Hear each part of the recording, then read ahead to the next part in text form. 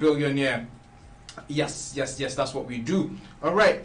Without further ado, let's get this game on the road. Question 1 says, the solar system is estimated to be about how many billion years old? Is it 9.4? Is it 14.4? Is it 7.6? Yep. The solar system is estimated to be how many billion years old? Yeah.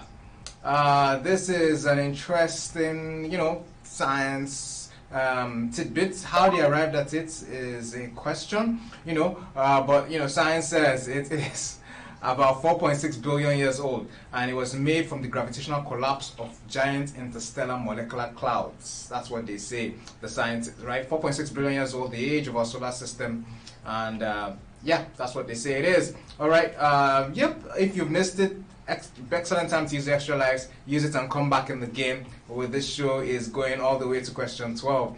Question 2 says, the Genesis rock retrieved by astronaut James Irving and David Scott in 1971 was a sample of what? Moon, Venus, or Jupiter rock? Right? So in 1971, a couple of guys brought back some rock. They called it Genesis rock, but it was actually a piece of what? Right? Yeah, and of course, humans have been venturing out into space and to other interstellar objects in the last 100 years, and the correct answer is moon rock. Yeah, the moon actually is the only place, physical, place outside of space that humans have gone and returned back from. Humans have not ventured into other parts of other bodies in space yet, except, space, orbit, and then the moon. There's a gentleman called Elon Musk that wants to go to Mars. So if you are willing, you can join him, right? This sample is called sample 15415. It was taken by the gentleman, the astronauts called Irwin and David, in 1971 during the Apollo 15 mission. Yeah, very important piece of history right there. All right, moving on to question 3. Question 3 says, a Martian day is also referred to as, is it a pole, a sol, or a mole? A day on Mars is referred to what? Yeah, fun fact, a day on Mars is quite similar to a day on Earth, except that it's slightly longer. It's about 24 hours, 39 minutes, and 35 seconds longer. So if you're in Mars, you will essentially have more time in your day. And the correct answer is sol. A day on Mars is called a sol. A sol is a solar day on Mars, and essentially you can get more time. Say, oh yeah, everybody has 24 hours. Nope, if you're on Mars, you get more time. All right, moving on to question 4. Question 4 says, which of the following planets is the hottest of them all? Is it Venus, Mercury, or Jupiter? Yep, the hottest planet is what? Venus, Mercury, or Jupiter? Yep. So essentially, all planets get their heat from the sun. Some of them, of course, generate heat from their cores because of the high pressure that is inside there. But Venus is the hottest of them all, right? You'd have thought it would be Mercury, right? Because Mercury is the closest to the sun.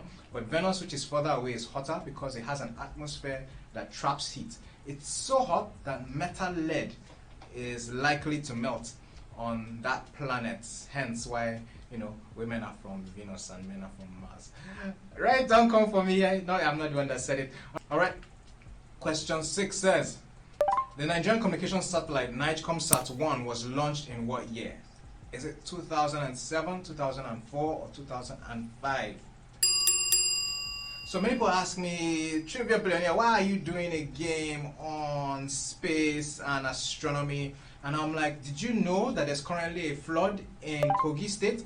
And the reason, okay, but before I get to that story, correct answer to question 6 is 2007. This satellite was initially signed to be built in 2004, but it was the third African geosynchronous communication satellite that should have been launched.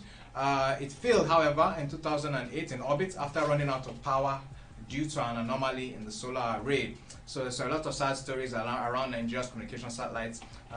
However, I was saying space is important for every country, for every people, because it impacts what we do on Earth. Your phones, your GPS, almost of these things are able to work because they are infrastructure in space. Nigeria has too little infrastructure in space, and that's why some services are not very possible as they should be. For instance, the flooding in Kogi State, were able to relatively predict it in advance because of communication and weather infrastructure that is seen and being used and deployed from space. How well they responded to it is a different question, but space is important to us all. All right. Moving on to question 7. Question 7 says, which of these institutions built the first nano satellite in Nigeria? Is it the Federal University of Technology, Owerri, the Federal University of Technology, Akure, or the University of Abuja? Yes, in case you didn't know, there's amazing research work going on around several universities in our country. The problem is usually lack of funding, lack of execution, lack of support. Tons of great, I'm sure you did a great research project yourself in your undergraduate, and the correct answer to this question is Federal University of Technology, Akure, and it was called the Nigerian EduSat-1, which was a Nigerian nano satellite built in that university in conjunction with the Japanese Birds-1 program. And in case you're wondering what a nanosatellite is, essentially it's a small satellite that is used in an array to create all manner of space applications. People like SpaceX and deploying this kind of satellites in low Earth orbit nowadays to create worldwide coverage for internet. And getting that kind of skills in Nigeria would help our future very much. All right, 20 people got that right. An extra life may help. We're still going on to question 8. Question 8 says, a comet is made up of gases. Is it gas, dust, ice, and rocks, or nickel and iridium? What is a comet made up of? And sometimes you see something in the sky, oh my god, that's a shooting star. Those kinds of things, what you would call a comet, right? And you can wish upon a star, but actually you're wishing upon a comet. And the correct answer is dust, ice, and rocks. Comets are frozen leftovers of the formation that happened during the creation of our solar system. And as they move through space, they give off this dust and this ice that leaves a trail so long that sometimes that trail itself is bigger than many planets, all right, in terms of diameter.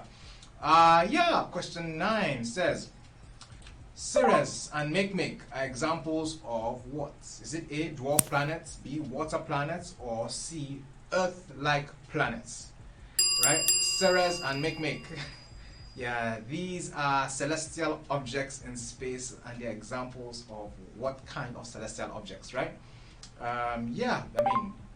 Those of you that like this kind of things will know that Ceres and Makemake are actually dwarf planets. They are small planetary mass objects that directly orbit around our sun, but they are too small to be classified as planets. Hence, they are called dwarf planets. Guntu. All right, midgets. All right, pass. No more extra lives into sudden death. Are you ready? Question 10 says, what planet is the Titan moon a part of? Is it A, Neptune, B, Jupiter, or C, Saturn?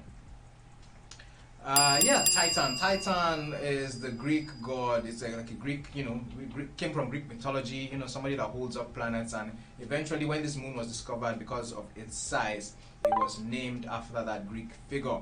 And the correct answer is Saturn. Titan is a moon of Saturn, and in fact, it's Saturn's largest moon. It's an icy wall, surface completely obscured by a golden haze atmosphere. Second largest moon in the solar system. The only moon larger than Titan is a moon called Ganymede.